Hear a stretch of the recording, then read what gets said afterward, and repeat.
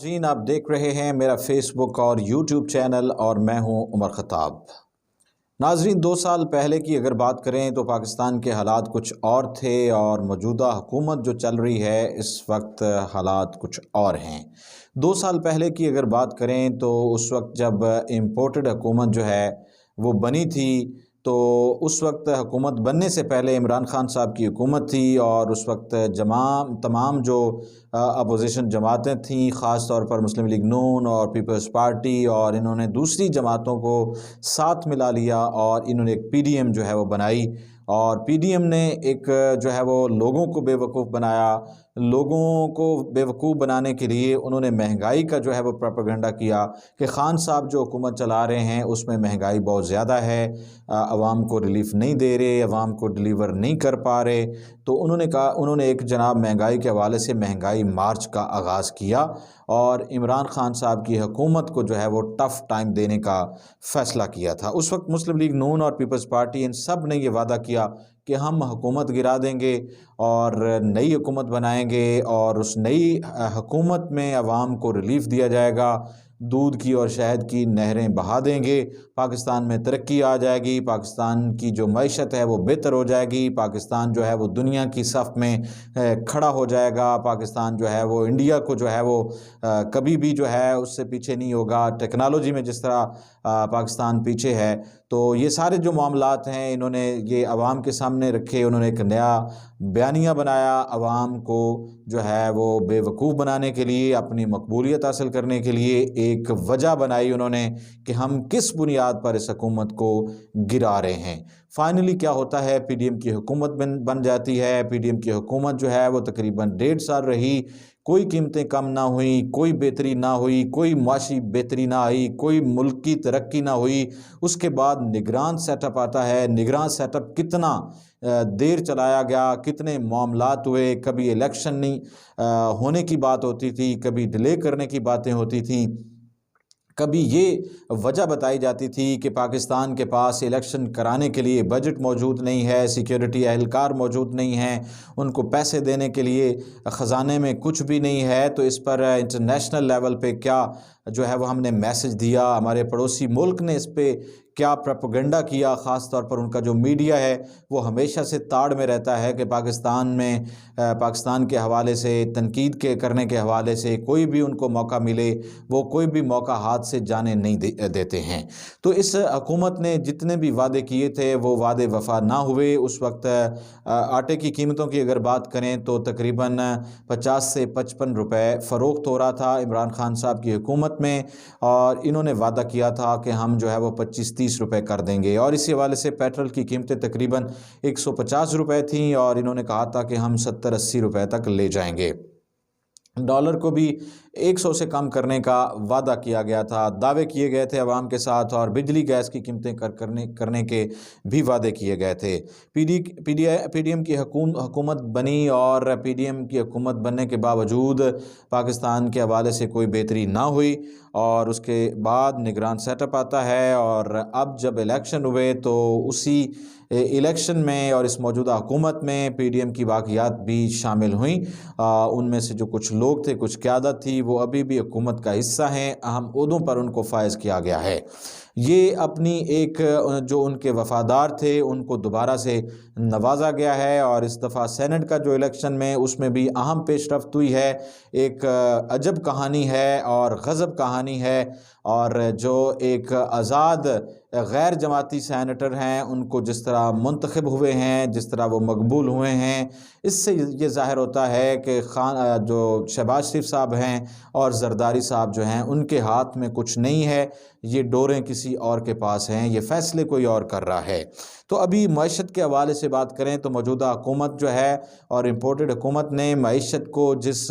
تباہی کے دہانے پہ لا کھڑا کیا ہے، افسوسناک بات ہے، اور ورلڈ بینک کی اس حوالے سے رپورٹ سامنے آئی ہے، بجلی کی جو قیمتیں بڑھائی گئی ہیں، گیس کی قیمتیں آسمان تک پہنچ گئی ہیں۔ گیس کے حوالے سے پچھلے آپ 2-3 مہینوں کا آپ مشاہدہ کریں تو آپ کو پتہ چلے گا کہ ایک عام بندہ، ایک کامن مین، ایک مزدور آدمی، اس کو 5,000 10,000 20,000 گیس کا بل آیا ہے۔ جو ماہانہ 20,000 25,000 مشکل سے کماتا ہے، وہ اتنا گیس کا بل کس طرح ادا کر سکتا ہے؟ یہ ہے عوام کو ریلیف دیا اس موجودہ حکومت نے، جو انہوں نے وعدہ کیا تھا۔ دوسری ایک تو یہ بات ہے کہ جس طرح تحریک جو ہے وہ عدم اعتماد کی لائے گی، عمران صاحب کی حکومت کو گرایا گیا، اور جس طرح سے وہ عوام کے ساتھ دھوکہ کیا گیا، فراڈ کیا گیا، اور جس طرح سے بندر بانٹ ہوئی، وہ تو ایک الگ بات ہے۔ لیکن سوال یہ پیدا ہوتا ہے کہ اتنا سارا کچھ ہو گیا، اتنے انہوں نے وعدے کیے، پرومسز کیے، اس کے باوجود سوال تو بنتا ہے۔ عوام کو اس حوالے سے سوال اٹھانا چاہیے، عوام کو اس حوالے سے پروٹیسٹ کرنا چاہیے۔ ان سے پوچھیں کیا آپ نے جو وعدے کیے تھے، آٹے کی قیمتیں آپ نے کم نہیں کیں، آپ نے بجلی کی قیمتیں کم نہیں کیں، گیس کی قیمتیں کم نہیں کیں، تو اس حوالے سے ان کو سوال کرنا چاہیے۔ کیونکہ یہ بھی پوچھنا چاہیے کہ آپ خان صاحب کی حکومت پر تنقید کرتے تھے کہ خان صاحب ڈیلیور نہیں کر پا رہے، خان صاحب کی کوئی پالیسی نہیں ہے، خان صاحب وزیر خانہ جو ہے وہ تبدیل کر دیتے ہیں، یہ جناب ایک مہینے میں پتہ نہیں کتنے وزیر تبدیل کر دیتے ہیں، مشیر خزانہ تبدیل کر دیتے ہیں، کوئی پالیسی نہیں ہے۔ ان کے ساتھ جو لوگ شامل ہوئے ہیں، ان کے جو وزیر ہیں وہ ٹرینڈ نہیں ہیں، ان کے پاس تجربہ نہیں ہے۔ ہمارے جو وزراء، ہمارے جو قیادت ہے وہ پرانے تجربہ کار سیاستدان ہیں، ان کی بڑی ایک سٹرونگ اپروچ ہے۔ تو اب ان کے وہ ساتھی کہاں ہیں، ان کی وہ اپروچ کہاں ہیں، وہ فیصلے کہاں ہیں، وہ وعدے کہاں ہیں؟ تو عالمی منڈی کے حوالے سے اگر آپ بات کریں، ان کی کارکردگی تو صفر ہے۔ عالمی منڈی میں جو قیمتیں ہیں پیٹرولیم مصنوعات کی، تو موجودہ کروڈ جو آئل ہے اس کی قیمت جو ہے وہ $86 فی بیرل ہے۔ خان صاحب کے دور میں یہ قیمت جو ہے وہ 100 سے تقریباً $120 فی بیرل بتائی جاتی ہے۔ پیٹرول اس وقت تقریباً $150 بیچا جا رہا تھا، اور جس کو انہوں نے کہا تھا کہ ہم جناب $70-80 کر دیں گے جب ہماری حکومت آئے گی۔ اتنا بڑا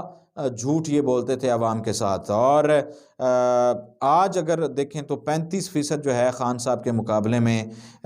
یہ ڈالر فی بیرل جو ہے وہ قیمت کم ہے اگر اس دور کے ساتھ اس کا کمپیریزن کریں۔ تو اس کے باوجود یہ اب پیٹرول کو $290 میں بیچ رہے ہیں۔ اتنا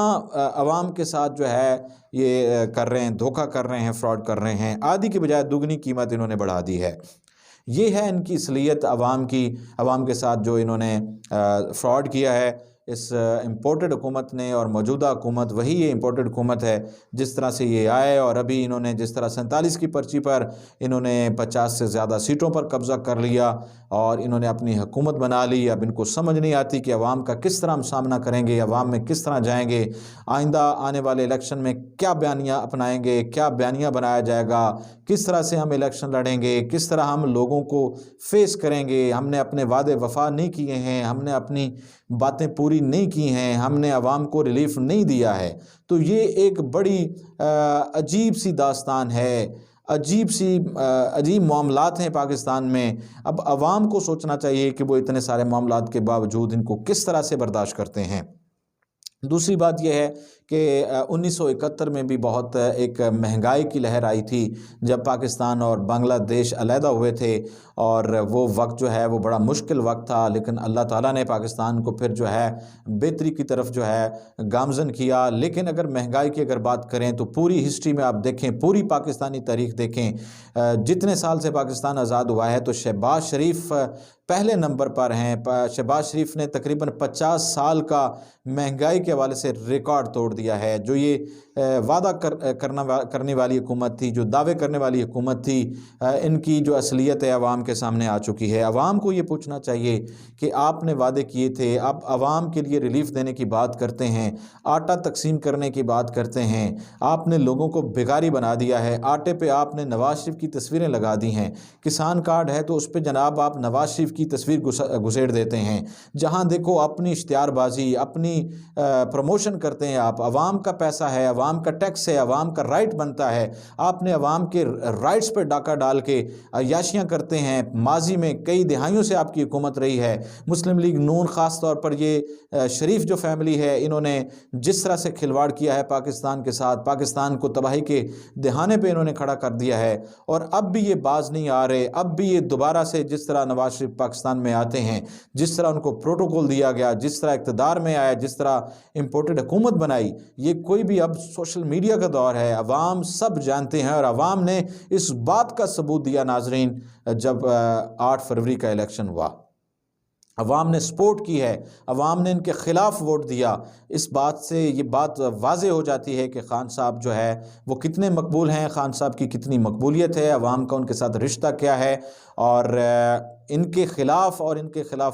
کے حوالے سے عوام کے دلوں کے اندر نفرت کتنی ہے۔ تو غریبوں کے پیسوں پر انہوں نے جناب سارے معاملات کیے، عوام کو کوئی ریلیف نہیں دیا گیا ہے۔ دوسری ایک اہم جو سٹوری ہے، اہم خبر جو آپ کے سامنے رکھنا چاہ رہا ہوں میں، ہم ڈسکس کرنے جا رہے ہیں، یہ پہلے بھی میں نے ولاگ میں ذکر کیا ہے، اور یہ 2-4 دنوں سے کافی لوگ جو ہیں، خاص طور پر پاکستانی عوام جو ہے وہ یہ سوال اٹھا رہے ہیں کہ جس طرح انڈیا نے ایک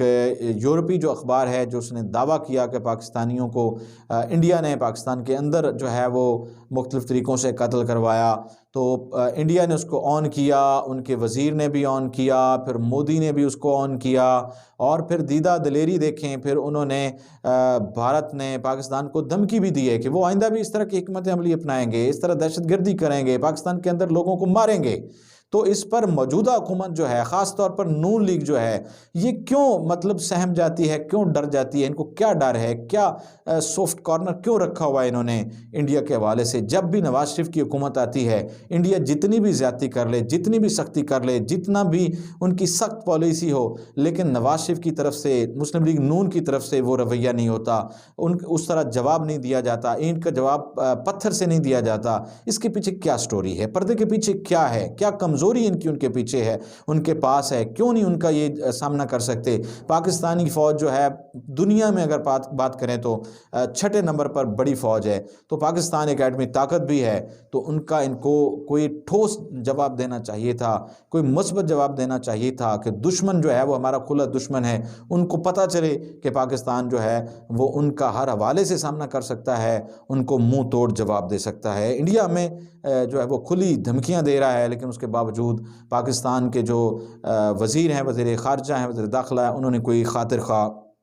بیان نہیں دیا، بس خالی سمپل جو ہے وہ ایک بیان بازی کر کے انہوں نے جناب جو ہے وہ وقت جو ہے وہ پورا کیا ہے۔ دوسرا، اگر خان صاحب کی رہائی کے حوالے سے بات کریں، ان کے کیسز کے حوالے بات کریں، تو توشہ خانہ کیس جو ہے وہ بھی تقریباً فارغ ہو جائے گا سائفر عید کے بعد، وہ بھی ختم ہونے والا ہے۔ عدت نکاح ویسے جان بوجھ کر انہوں نے لٹکایا ہوا ہے، اور 9 تاریخ ہے اس کی۔ القادر کیس بھی کمزور ہو چکا ہے، گواہان جو ہے انہوں نے یہ بیان بھی دیا کہ